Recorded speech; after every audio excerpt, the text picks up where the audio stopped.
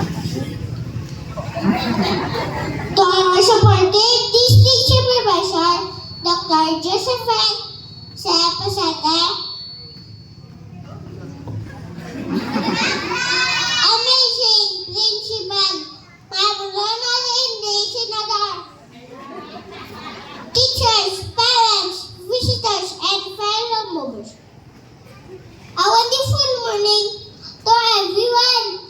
Today is such a special day as we come together to celebrate the incredible journey our students have taken and to look forward to the exciting adventures ahead. It is my great pleasure to welcome you to our moving up ceremony. To my fellow movers, congratulations! This journey has been more than just learning ABC